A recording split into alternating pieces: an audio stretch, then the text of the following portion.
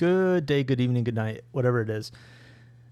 I am excited to talk with you about some of the economics of the trading card world and some of the mysteries that are involved there. Before we do, let me introduce myself. Hi, I'm Nick. I run a company called Capital Catalyst. By run a company, it's just me. Saying I run a company sounds so much more grand than it actually is, right? It's just one guy, like most trading card companies, to be fair. The big ones obviously get big and scale up, but a lot of it is just solopreneurs. Although that also might be a little bit aggrandizing for somebody who just puts cardboard and envelopes inside of their basement. But anyways, I made six figures last year. Didn't net six figures. I made six figures, and it has been a blast. It is so fun and it's so fulfilling to have your own business where you sell magic cards. And there's other cardboard too, but here we talk about magic cards because magic is the best and Pokemon people can deal with it. Anyway, so what are we talking about today? We're talking about some of the mysteries in the economics of cardboard, some things that I haven't figured out. And not that I'm the, omnipotent person, the arbiter of knowledge, but these items, I've scoured the internet. I've listened to lots of content about magic, about markets, about what's going on and why card prices are what they are. And I haven't heard great arguments or explanations for these. This doesn't mean they're not out there. In fact, if you know a YouTube video or if you have a quick thought or whatever, please let me know in the comment section below. But these are three mysteries inside of the trading card world that I, to this day, find to be perplexing. The first one is that the supply side economics of cardboard explains essentially nothing. And to get there, let's back up a second. So we all learn supply and demand, right? If there's more supply, man, I should be drawing this out. I should get out a pen and paper and draw this out on a little notebook and put down my camera so that you can see, because these things are basic and we all talk about it like we understand what's going on, but we might not. We might not actually understand what's going on. So I've got a piece of paper here. I'm going to move my microphone over. And this is what we're talking about when we talk about supply and demand. We're talking about a relationship between quantity and money. So quantity will be on the x-axis. I got a Q there. And then money is on the y-axis with a dollar sign.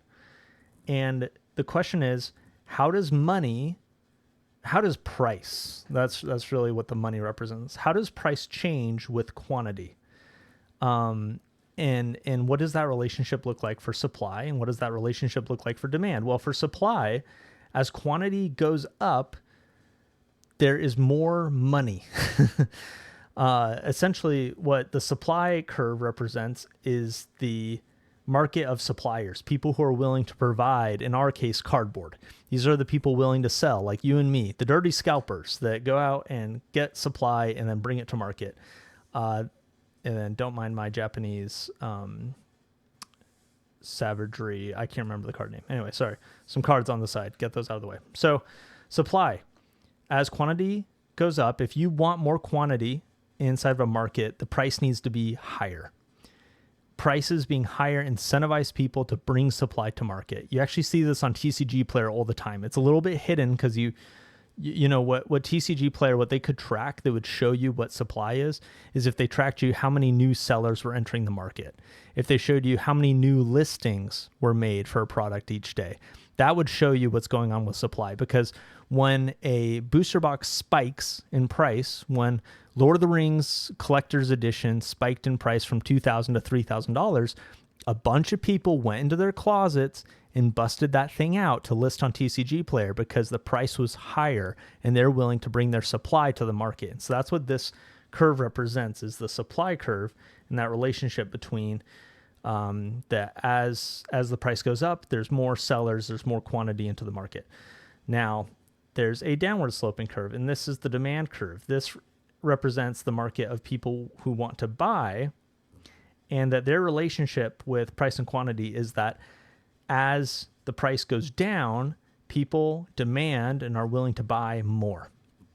And this is true for virtually anything, is that if the price is lower, if it's easier to get a hold of, the quantity demanded increases.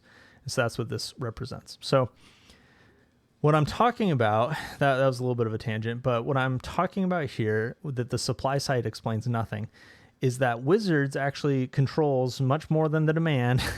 Wizards controls the supply. As Monopoly, let me actually grab a new paper. As a monopoly, Wizards of the Coast sets supply. And so we have, once again, we have our chart with the quantity and then the price. Wizards of the Coast can't set the price, interestingly enough. I mean, they do, right? They set their MSRP or whatever they sell the distribution at. They set wholesale prices. But in reality, in the open market, they don't get to control the price, right? TCG Player is where you're going to see the real price, or eBay. What they do control is the quantity. And that's what monopolies do, is they get to control the quantity that they create. And then the price emerges from whatever that quantity is. And so the supply curve in this case is a monopolistic, just up and down. Wizards of the Coast controls the quantity. And then the demand curve, like before, is this downward sloping curve. And so Wizards can control, if they create more supply, then the price is going to go down in the open market. And obviously, right, is that when they print more, prices go down. And guess what? If they print less, or if they hold back more, or whatever, then prices go up. And that's represented by the supply curve moving either to the left or the right. Like if the supply curve moves to the left, if they limit supply somehow, prices go up. If they increase supply, prices go down. Right. So when I say that the supply side explains nothing, this is what it should explain. We should see a very clear relationship between supply, price, quantity. And what perplexes me is how often that this relationship doesn't seem to explain what is going on. And so now I'll go back to just my full face. Whoops. Those are notes from my video. So Assassin's Creed was a set that, according to Rudy, was underprinted. It's still at distribution cost. And you can say like, oh, well, that's just because the demand is so low. And it's like, yeah, that's probably true. What about Murders at Karlov Manor? Also at distribution cost. And it has been since the dawn of time, right? Never reprinted. Price is still low. Oh, well, that's just because demand is low. It's like, okay, well, let's try to take a look at the other side of the coin, which is when demand is high. What about Final Fantasy, where they print and print and print and print, and they keep printing? It feels like there's infinite playbox product out there, or at least it felt like that for a time. You could buy these playboxes at distribution, below distribution costs very shortly after the reprint.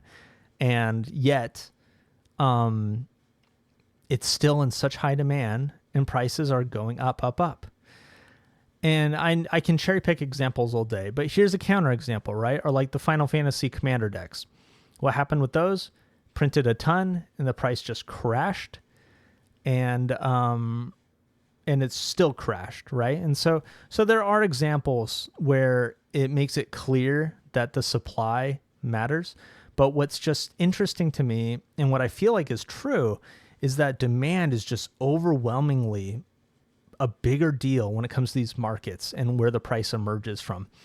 And so a little confusing, but to me, it's really interesting. And the question that you might be able to help me answer is there any way, and I guess it's just such a black box with supply, because we don't know what people, how many are printed or whatever. But the question is there some insight? Is there some pattern we can draw from how many print runs, how many restocks that a set has, and that would help us understand how that impacts prices and demand? Because to me, it just feels like so erratic, just depending on how much people like these sets.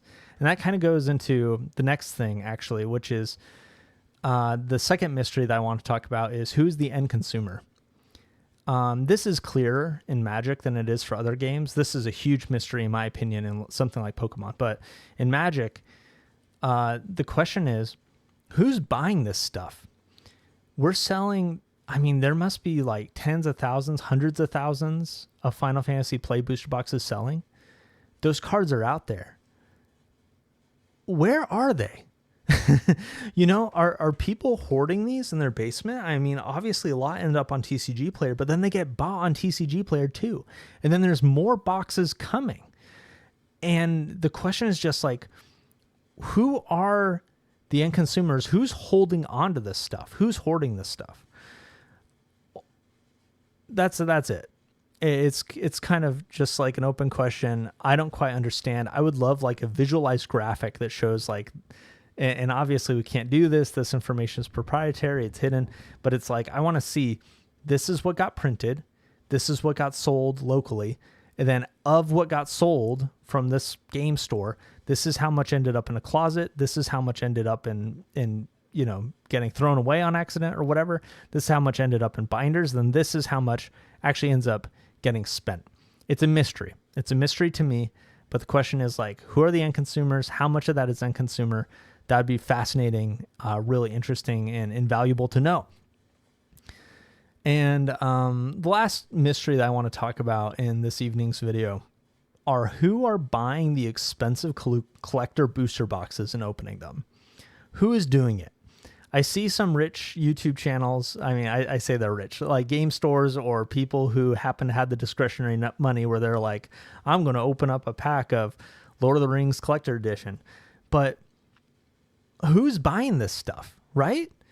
Like, is it just me? Like, am I in the wrong for thinking this? But who, when the expected value is so low, like with Lord of the Rings Collector, or like Bloomborough Collector, or like Foundations Collector, or like Khans of Tarkir Collector, all of these boxes have such ridiculously low expected value.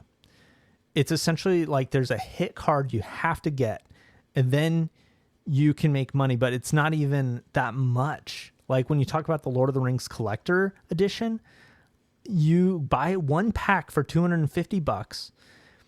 Then what's the top hit? The top hit, besides serialized cards, serialized is the top hit. But besides that, you want to open up a borderless, the One Ring that's in the like movie poster art, and that card sells for $500. So your best case scenario, if you're the luckiest person of all time, I guess luckiest person of all time gets a serialized. But if you're like a very, very lucky person, your best hit, you double your money. That's terrible. I mean, I'm used to opening up like I opened up a Final Fantasy Play Booster pack and I got the reprint of Ristic Study. That was opening up a like $10, no, way less than that, like a $6 booster pack and opening up a $100 card, right? That's like what, 15, 16 Xing your money. And then with Lord of the Rings packs, you get even more lucky to just double your money, right? So anyways, the expected value is just abysmal. And like I said, it's not just this way with Lord of the Rings collectors, but there's so many collector boxes like this. The question is, who is opening these? I understand buying to speculate. I do that too. I've got some collector boxes behind me. Not very many, but you know, who is buying these to open? Now, I understand opening up the $400 ones. Like I bought an Edge of Eternities a few months ago when they were $400 and opened that up. That was fun. But buying like an $800 Bloomborough when you know there's no way you can open up the value of the cards inside, I'm just confused. And I just need to like, I need a study abroad program where I go live with a family that buys Dragonstorm collector booster boxes and opens them for funsies. And I need to just understand like what they're doing, why they're doing it, what's going through their head, what's the fun, and why they're not using that money to buy cheaper collector booster boxes or to buy singles that they'd like to play with or what, right? So that's it. I'm not trying to be inflammatory. I don't think I have been. But these are things I don't understand that I think aren't clear. They're not clear in at least the information in the circles I run in and people I talk to. So anyways, if you got any insight, let me know in the comment section below. And if you haven't subscribed, please subscribe. We are so close to 400 subscribers. And then, I mean, we're just off to the races. And honestly, just heart to heart, the support I've received from viewers has been incredible. My emails below, just reaching out and saying like, hey, I like your videos. This is kind of the first time I think I'm like asking people to do that, which you don't have to, but I'm just saying like people have done that. People have done that, and it's so encouraging and so nice. So anyways, thanks for being awesome, and have a great day or night or whatever it is. Peace.